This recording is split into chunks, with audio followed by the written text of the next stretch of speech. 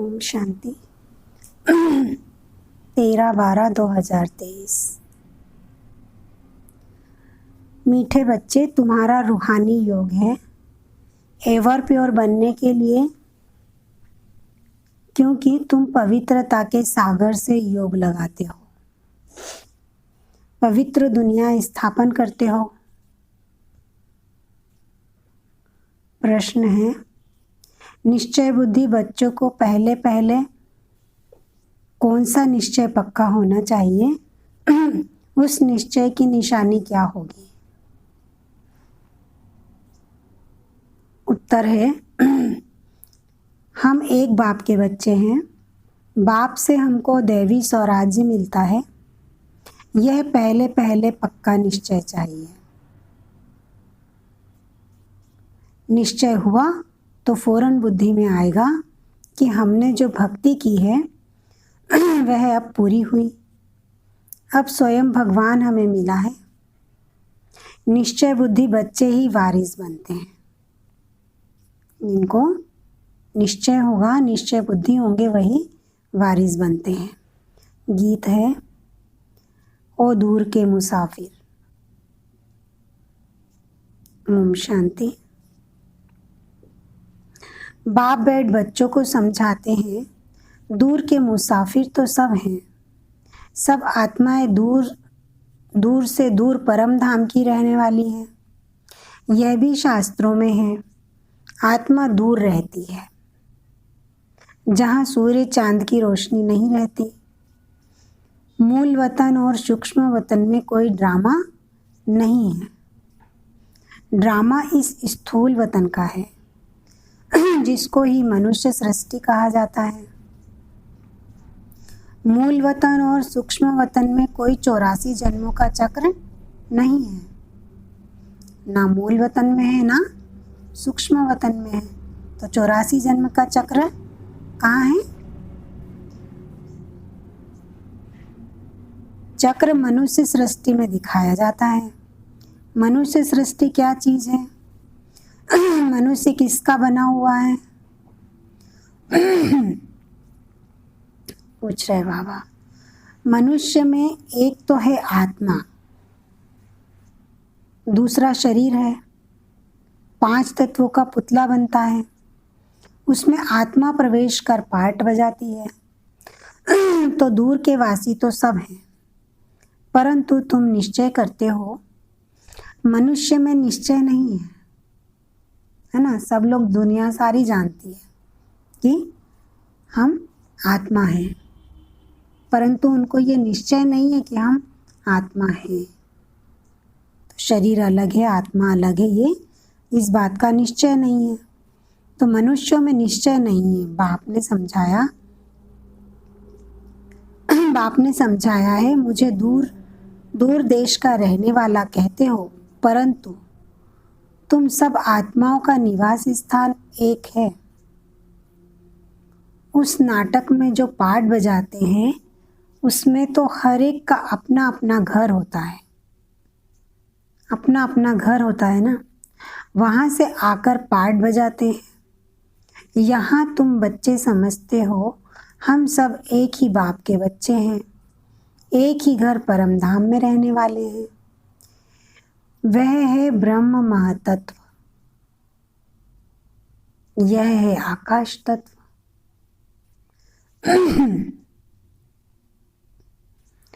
यहाँ पार्ट बजाते हैं। रात दिन होता है, इसलिए सूर्य चांद भी है। मूल वतन में तो दिन रात नहीं होता है। यह सूर्य चांद कोई देवता नहीं है। जो स्थूल में सूर्य चांद दिखाते हैं वो कोई देवता नहीं है। यह तो मांडवे को रोशनी करने वाली बत्तियां हैं, जिससे रात को जब ढलता है सूर्य, तब जब सूरज चांद सितारे निकलते हैं तो उससे क्या होती है? इस मांडवे में रोशनी होती है, लेकिन हद के में। दिन में सूर्य रोशनी देता है, रात में चांद की रोशनी होती है। अभी सब मनुष्य चाहते हैं मुक्ति धाम जाएं। जानते हैं कि भगवान ऊपर में रहता है। भगवान को भी याद करेंगे, हे परमपिता परमात्मा, तो फिर बुद्धि ऊपर चली जाती है। आत्मा समझती है परंतु अज्ञान छाया हुआ है। यह भी जानते हैं हम यहाँ के रहने वाले नहीं हैं। ये भी सब मनुष्य मात्र जानते हैं कि हम यहाँ के रहने वाले नहीं हैं। हमारा बाप वह है। मुख से ओ गॉड फादर कहते भी हैं, फिर कह देते हैं सब फादर हैं। गॉड फादर कह देते हैं सब फादर हैं, गॉड सर्वव्यापी है। बच्चों को समझाया है सब तो फादर है नहीं, सब आत्माएं आपस में ब्रदर्स हैं। आत्मा आत्मा सब आपस में भाई भाई हैं। यह न जानने कारण लड़ते झगड़ते रहते हैं। तुम आत्माएं ब्रदर्स हो, एक बाप की संतान बने हो। निश्चय बुद्धि भी नंबरवार है, इसमें भी सब नंबरवार निश्चय बुद्धि है। लौकिक संबंध में निश्चय रहता ही है कि बाप से वर्षा पाना है ना। लौकिक में तो ना चाहते हुए भी अब ऑटोमेटिकली रहता है कि जो बाप की मिल्कियत है वो बच्चों की होगी। तो बाबा कहते हैं लौकिक संबंध में निश्चय रहता ही है कि बाप से वर्षा पाना है। यहाँ बाप से माया घड़ी घड़ी मुंह फेर देती है। सर्वशक्तिवान बाप के बनते हो तो माया भी सर्वशक्तिवान होकर लड़ती है। 5 विकारों पर जीत पाने की युद्ध है। युद्ध तो मशहूर है, बाकी शास्त्रों में जो कौरव पांडव दिखाए हैं वह बात है नहीं जैसा शास्त्रों में दिखाए है। यह रावण के साथ युद्ध बड़ी भारी है, यानी कि 5 विकारों के साथ। हम चाहते हैं कि बाप की याद में रहकर हम संपूर्ण बने, आत्मा प्योर बने, और तो कोई भी रास्ता है नहीं सिवाय योग के। योग के बिना आत्मा पावन नहीं बन सकती, प्योर नहीं बन सकती। और जो भी योग सीखते हैं वह कोई प्योरिटी के लिए नहीं है, वह तो सब स्थूल योग है, अल्पकाल के लिए। और यह रूहानी योग है एवर प्योर बनने के लिए, एवर प्योर होने के लिए। पवित्रता के सागर के साथ हम योग लगाने से पवित्र बनते हैं। बाप कहते हैं इस योग अग्नि से तुम्हारे जन्म जन्मांतर के पाप भस्म होते हैं। बुद्धि भी कहती है यह पतित दुनिया है। कोई से भी पूछो यह सतयुग है या कलयुग, तो इसको सतयुग कोई भी नहीं कहेंगे। सतयुग तो नई दुनिया थी, उसको गोल्डन एज, इसको आयरन एज कहा जाता है। पुरानी दुनिया को कलयुग और नई दुनिया को सतयुग कहा जाता है। ऐसे कह नहीं सकते कि अभी सतयुग भी है तो कलयुग भी है, नहीं। नरकवासी माना ही नरकवासी। पुरानी दुनिया को पतित और नई दुनिया को पावन दुनिया कहेंगे। मनुष्यों के लिए ही समझाया जाता है, जानवर थोड़े ही कहेंगे पतित पावन आओ। कोई से भी पूछो तो कहेंगे यह नरक है। भारत ही नई दुनिया स्वर्ग था, भारत ही पुरानी दुनिया नरक है। भारत पर ही जोर देते रहो। दूसरे सब तो बीच में आते हैं, उससे हमारा ताल्लुक नहीं है ना, क्योंकि वो बीच में आते हैं। और भारत आदि से अंत तक। तो हमारा धर्म ही अलग है जो अब प्राय लोप हो गया है। अभी तुम निश्चय बुद्धि बने हो, जानते हो हम एक बाप के बच्चे हैं। बाप से हमको स्वराज्य मिलता है, पहले तो यह पक्का निश्चय चाहिए। ज्ञान सुनते हैं वह तो ठीक है, प्रजा बन जाती है, बाकी हम बेहद बाप के बच्चे हैं, यह निश्चय हो जाए। समझे हमने भक्ति की है भगवान से मिलने के लिए, अभी भक्ति पूरी होती है, अब भगवान स्वयं आकर मिला है। उनसे सूर्यवंशी स्वराज्य पद मिलता है। हम इतना ऊंच पद पाते हैं जैसे साहूकार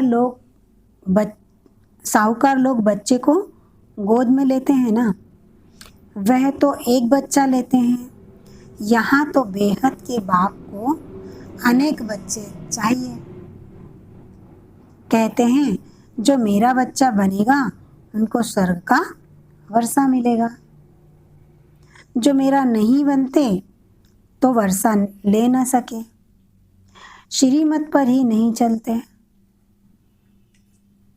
जिनको निश्चय हो जाता है वह तो कहते बाबा आप फिर से आए हो, बस हम तो आपका हाथ नहीं छोड़ेंगे। बाप बच्चों को समझाते हैं, बच्चे फिर दूसरों को समझाते हैं कि हम पारलौकिक बाप के बच्चे बने हैं, उनकी श्रीमत पर हम चलते हैं, हमको परमपिता परमात्मा पढ़ाते हैं। इतने सब बीके बने हैं तो जरूर निश्चय है,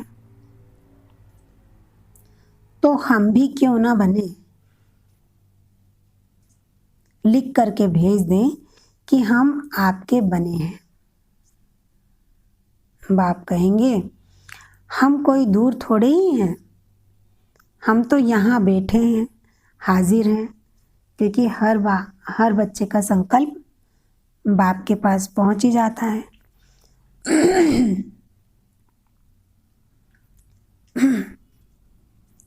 हम तो यहाँ बैठे हैं, हाजिर हैं, यहाँ प्रैक्टिकल में बैठे हैं। जैसे प्रेसिडेंट के लिए कहेंगे कि इस सृष्टि पर हाजिर है, तो इसका मतलब यह नहीं कि प्रेसिडेंट सर्वव्यापी है ना। अब बैठने उठने की, हाजिर रहने की बात तो प्रैक्टिकल में होती है ना, ऐसे थोड़ी कि बाबा आया और चला गया। तो यहाँ प्रैक्टिकल में है, प्रैक्टिकल में बैठ के पढ़ाते हैं, प्रैक्टिकल में हमारे सामने हाजिर हैं। तो बाबा कहते हैं जैसे प्रेसिडेंट के लिए कहेंगे कि इस सृष्टि पर हाजिर है, तो इसका मतलब यह नहीं कि प्रेसिडेंट सर्वव्यापी है। ऐसा परमपिता परमात्मा जिसको सुख करता दुख हरता कहा जाता है, वह सर्वव्यापी नहीं हो सकता। जब प्रेसिडेंट ही सर्वव्यापी नहीं हो सकता तो ईश्वर सर्वव्यापी कैसे हो सकता है। उनकी हाजिरी में मनुष्य इतने दुखी कैसे हो सकते, जबकि बाप की गैर हाजिरी स्वर्ग में भी कोई दुखी नहीं रहता। मैंने जबकि बाप की गैर हाजिरी होती ना स्वर्ग सत्युग, तब भी वहाँ तो कोई दुखी नहीं रहता। तो बाबा ने कहा, बाप ने बच्चों के लिए घोंसला बनाया है, जैसे चिड़िया अपने बच्चों के लिए घोंसला बनाती है, तो बाप भी तुम्हारे लिए तुम्हारे द्वारा ही आखेरा घोंसला बनवाते हैं। तुम्हारे ही रहने के लिए स्वर्ग का आखेरा बन रहा है ना। बाप कहते हैं तुम मेरी मत पर चलेंगे तो स्वर्ग में राज्य करेंगे। अगर पूरा निश्चय हो तो एकदम पकड़ लेवे, ऐसे भी नहीं कि यहाँ बैठ जाना है, घर बार तो छोड़ना नहीं है। वह तो घर बार छोड़ते हैं, गुरु को भगवान समझते हैं, वह कोई जीते जी मरते नहीं है ना। उनके पास तो ये लक्ष्य भी नहीं होता है कि मतलब उनको शरीर से स्वर्ग में जाना है, उनके पास तो ऐसा कोई लक्ष्य होता ही नहीं है। वह तो जीते जी मरते नहीं, तुमको तो जीते जी मरकर फिर सतयुग में जीना है। पहले जीते जी मरेंगे, फिर सतयुग में जिएंगे। तुम बाप से बेहद का वर्षा लेते हो। जब निश्चय हुआ कि बेहद का बाप पढ़ाते हैं, 21 जन्मों का वर्षा देते हैं, तो उनकी श्रीमत पर चलना पड़े। बच्चा बना तो बाप डायरेक्शन देंगे, पहले तो 1 हफ्ता भट्टी में बैठो, तुमको रोज नॉलेज मिलती रहेगी। सब तो एक जैसे नहीं समझते हैं, हर एक अपने पुरुषार्थ और तकदीर अनुसार पाते हैं।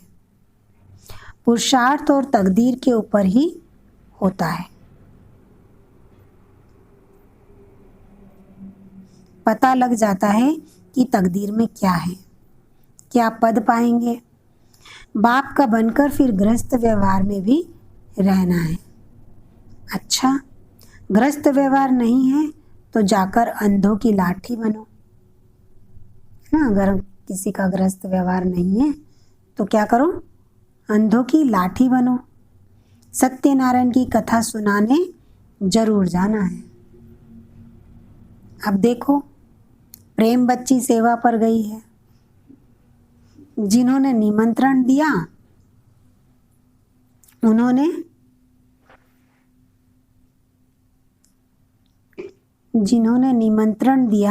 उन्होंने आज यान की बहुतों से मुलाकात कराई, प्रभावित हुए। परंतु बाबा कहे निश्चय बुद्धि एक भी नहीं है। निश्चय बुद्धि एक भी नहीं है कि इन्हों को बेहद का बाप पढ़ाता है, जिससे 21 जन्मों का वर्षा मिलता है। प्रभावित होते हैं, परंतु ऐसे थोड़े ही निश्चय हुआ कि बरोबर ज्ञान का सागर बाप पढ़ा रहे हैं।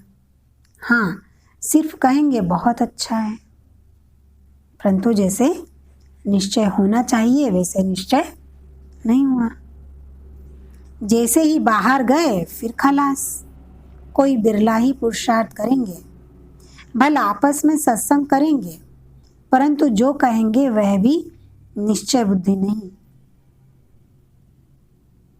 हाफ कास्ट कहा जाता है निश्चय और संशय। अभी कहेंगे बाप पढ़ाते हैं, अभी कहेंगे कि यह कैसे हो सकता है। मैंने दोनों बात, निश्चय और संशय। हाँ, पवित्र बनना अच्छा है, परंतु पवित्रता में रहना बड़ा मुश्किल है। ऐसी ऐसी बातें करते हैं। पहले तो निश्चय चाहिए, गदगद होकर लिखें। जैसे बांधेली गोपिकाएं पत्र लिखती हैं, वैसे छुटेले कभी लिखते थोड़ी हैं। उनको ज़्यादा तड़प होती है बांधेलियों को, तो वे ऐसे अच्छे अच्छे पत्र लिखती हैं बाबा को। तो छुटेले कभी लिखते थोड़े ही हैं। बाबा लिख देते हैं कि एक को भी निश्चय बुद्धि नहीं बनाया है। हाँ, साधारण प्रजा बनाई, वारिस नहीं बनाया। एक भी निश्चय बुद्धि नहीं बना है। निश्चय बुद्धि ही वारिस बनते हैं। कोई भल निश्चय बुद्धि है, परंतु ज्ञान नहीं उठाते हैं, तो उसी घराने के अंदर जाकर दास दासी बनते हैं। आगे जाकर एक्यूरेट साक्षात्कार होगा, पता भी पड़ेगा कि हम दास दासी कौन से नंबर में बनेंगे। फिर बहुत पछताएंगे, हम तो श्रीमत पर चलते नहीं, तब यह हाल हुआ है। फिर भी हर हालत में कहेंगे कि ड्रामा। इनका ड्रामा में ऐसे ही कल्प कल्पांतर का पार्ट है। साक्षात्कार होना ही है, पिछाड़ी में रिजल्ट निकलनी है। फिर कहेंगे भावी। हमारी तकदीर में यह था, तुम्हारी पढ़ाई की रिजल्ट आएगी। यह तो बड़ा भारी स्कूल है, पढ़ाने वाला एक ही है, एक ही पढ़ाई है, एक ही इम्तिहान है। टीचर जानते हैं यह स्टूडेंट कैसा है। सब गैलअप करते रहते हैं। आगे चलकर बहुत कुछ पता लग जाएगा। घड़ी घड़ी तुम ध्यान में चले जाएंगे। जैसे शुरू में जाते थे, आप भी समझते रहते हो, आप भी समझाते रहते हैं। तुम गफलत करते हो, श्रीमत पर नहीं चलते हो। ऐसे चलते चलते आदत पड़ जाती है। भल तुम पूछो, शिव बाबा हम आपकी श्रीमत पर चलते हैं। बाबा बता देंगे तुम नहीं चलते हो। तब तुम्हारी तकदीर ऐसे दिखाई पड़ती है। नहीं, बाबा सबका बता सकते हैं कि तुम्हारी तकदीर ऐसे दिखाई पड़ती है। समझा जाता है अभी दशा खराब है, आगे चलकर खुल भी जाए। कोई काम के हल्के नशे में गिरते हैं। भारत पावन था, श्रेष्ठाचारी था, जो अब भ्रष्टाचारी है। उन श्रेष्ठ देवताओं की महिमा तो है ना। बाबा कहते हैं यह है ही आसुरी संप्रदाय। मैं आया हूँ देवी संप्रदाय स्थापन करने। यह देवी देवता धर्म है ऊंचे ते ऊंच। बाप ही पतित पावन है, परंतु मनुष्य कुछ भी समझते नहीं है। जो भी धर्म स्थापन करने आते हैं पवित्र जरूर बनते हैं। हर एक बात में अच्छे और बुरे होते हैं। कम तकदीर और अच्छी तकदीर वाले हैं। अब यह रावण राज्य खत्म होना है। इस रावण की नगरी को आग लगनी है। तुम राम की सेना बैठे हो। जो इस धर्म के होंगे वह समझते जाएंगे। नंबरवार समझते हैं। कोई को एक ही तीर जनक मुआफिक लगने से सरेंडर हो जाते हैं। वह कोई भी बहाना नहीं करेंगे। बहाना इसमें चल न सके। परंतु माया के तूफान भी बहुत आते हैं। अपने घराने को ही भुला देते हैं कि हम ईश्वरी संतान हैं। तो बच्चों को बहुत मीठा बनना है। काम का जरा भी नशा नहीं चाहिए। काम बड़ा ही महाशत्रु है। यही सबसे बड़ी भारी परीक्षा है। बाबा कहते हैं बच्चे इकट्ठे रह पवित्र रहकर दिखाओ। बाप बच्चों की अवस्था को जानते हैं। निश्चय बुद्धि वाले बाप को अपना समाचार देंगे कि बाबा मैं आपको याद करता हूँ, यह आपकी सेवा करता हूँ, सर्विस का समाचार लिखें। तब विश्वास रखूं। सर्विस का सबूत दिखाए तब बाबा समझे इसमें उम्मीद अच्छी दिखाई पड़ती है। और फिर यह भी समझना चाहिए कि बाबा अकेला है, हम बच्चे बहुत हैं। बाबा तो एक ही, बच्चे तो अनेक हैं। ऐसे नहीं, बाबा को रोज रोज रेस्पॉन्स देना पड़ेगा। नहीं, बाप है ही गरीब निवास। दान गरीब को दिया जाता है। यह भारत खंड गरीब है। भारत ही साहूकार से गरीब हुआ है। यह किसको भी पता नहीं है।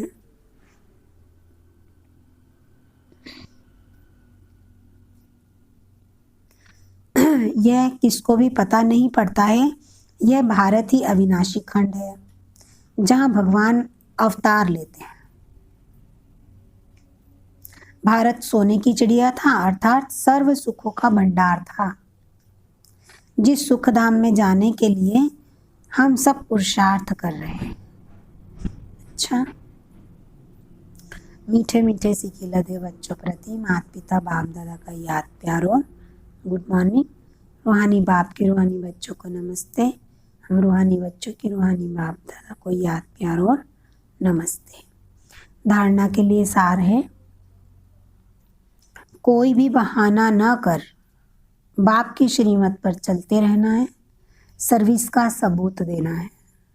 दूसरा है, हम ईश्वरी संतान हैं, हमारा ऊंचे ते ऊंच घराना है। यह भूलना नहीं है कि हम इतने ऊंच घराने के हैं। निश्चय बुद्धि बनना और बनाना है। वरदान है, श्रेष्ठ सम्मान की सीट पर रह, सर्व को सम्मान देने वाले, सर्व के माननीय भव। कौन सी? श्रेष्ठ सम्मान की सीट पर रह, सर्व को सम्मान देने वाले, सर्व के माननीय भव।